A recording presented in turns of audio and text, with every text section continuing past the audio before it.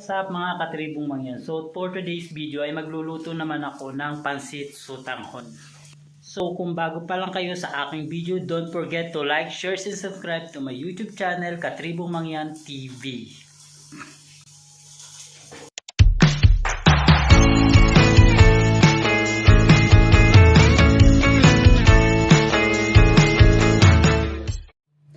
So syempre guys, so yun ako na, sinalang ko na nga pala ang aking kulay asul na kawali, kaserola. So pinainit ko na rin siya, so lalagyan ko na siya ng mantika. So painitin na ulit natin siya ng 10 minuto kasi mainit naman na yung kawali. So isusunod naman natin ang, so syempre dahil mainit na rin naman siya kaagad, so ilalagay na agad natin ang ating bawang.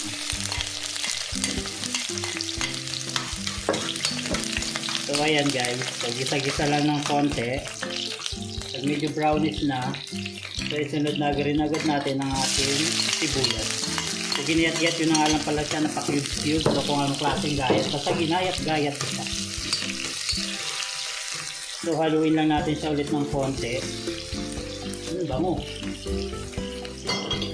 Hintayin na natin siyang maging brownish ng konti.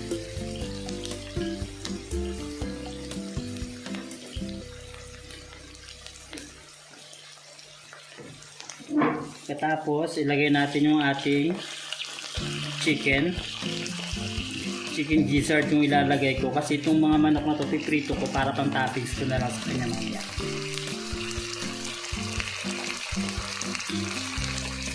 So instead na igisa ko pa rin yung ating chicken, so piprito ko na lang to para pinaka toppings na lang naman.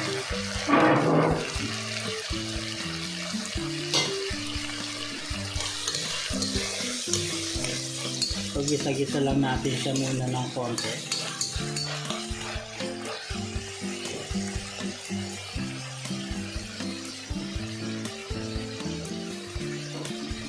So siyempre takluban muna natin siya mga 5 minutes para sigurado. So ayan, buksan na natin. Tingnan natin kung okay na yung ating chicken gizzard na ginigisa. So ayan, medyo okay naman na siya. Sunod natin ang ating carrots. Kasi unahin ko na itong carrots kasi medyo matigas ang lutuin. So iunahin ko na siya. And palambutin lang natin siya ng konti. So lalagyan ko na rin agad siya ng paminta para mas dumisit yung lasa. And magic sarap.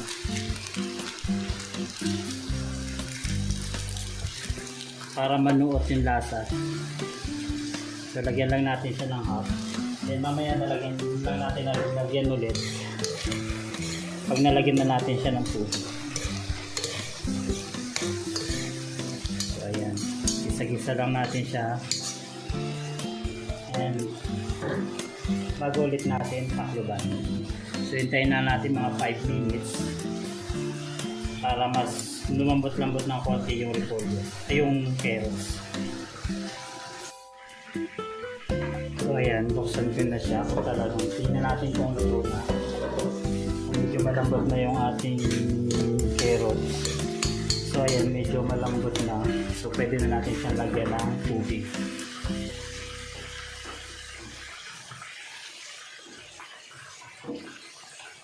So nag-prepare na nga palagad ako ng tubig na mainit. So para mas mabilis siyang kumulo.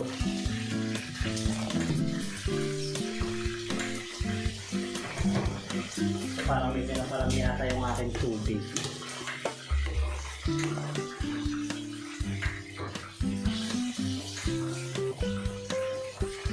So pagkatapos niyan, so lagyan na natin siya ng, so dahil hindi naman ako gagamit ng asin, so patis na lang gagamitin ko pampaalat.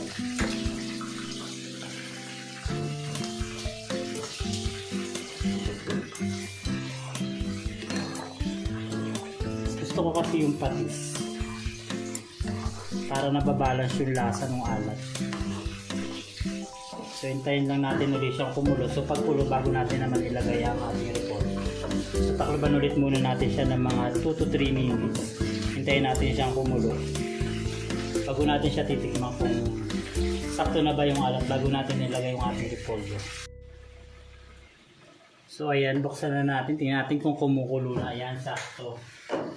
So kumukulo na yung ating tubig na nilagay. Tikman lang natin kung sakto na yung alat.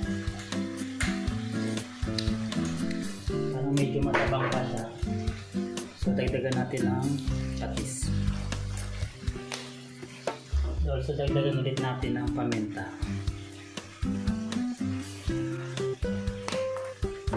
Siyempre, lahat na natin itong ating magic sarap.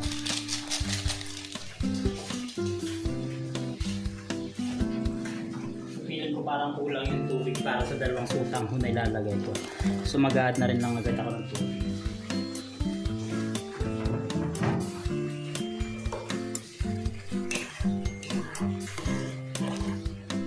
So ayan, tikman natin kung sakto na yung lasa.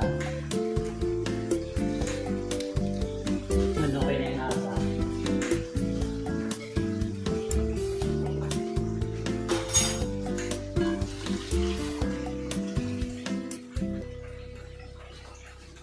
So ngayon naman, ilagay na natin ang ating repolyo. Tapos hintayin lang natin siyang kumulo ng konti para medyo maluto-luto yung repolyo.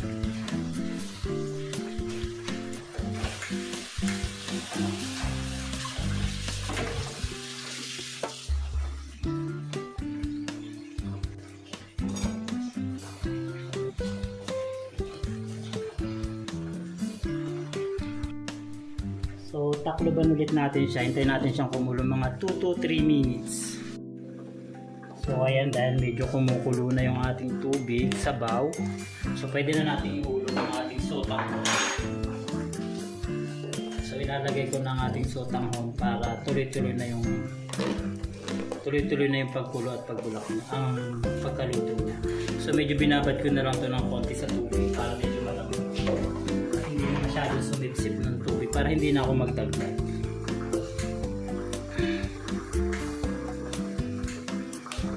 So ganun lang, kasimple ang pagluluto ng sotanghon, ng pansit sotanghon.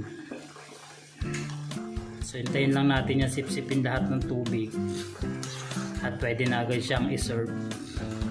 So piniprito ko na nga rin pala yung manok, so malapit na rin siyang maluto. Pwede na tayong kumain ng pansit sotanghon. So hindi siya masyadong mapula kasi hindi ako naglagay ng toyo, so patis lang yung ginamit ko pang paalat niya.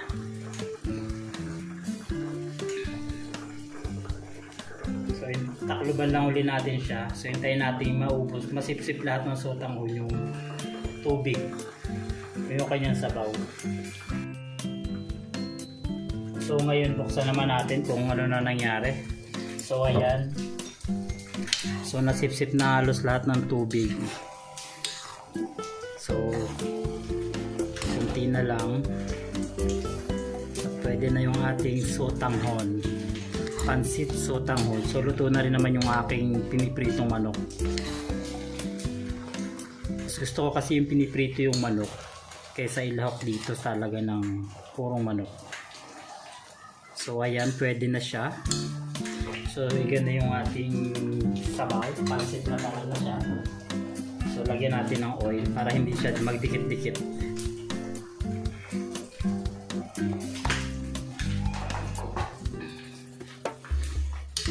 So ayan, tapos haluin lang natin ulit. So yun na to, luto na siya. Actually luto na talaga siya. So this is it, pansit. So hindi po talaga siya mapula kasi hindi ako gumamit ng toyo. So ang ginamit ko lang talaga ay patis, yung kanyang pinakapampalat. Kasi ayaw ko ng pansit na sobrang pula. So ayan guys, so luto na po yung ating pansit. So pwede na kaming kumain mamaya ng kasama ko. So yun lang po, sana ay nag-enjoy kayo sa aking munting cooking show. Charot. Sa aking munting vlog. Sana ay marami kayong natutunan kahit papaano. So lalagay ko na lang sa description kung paano ko siya niluto ng sunod-sunod. So yun lang guys, maraming salamat and God bless you all.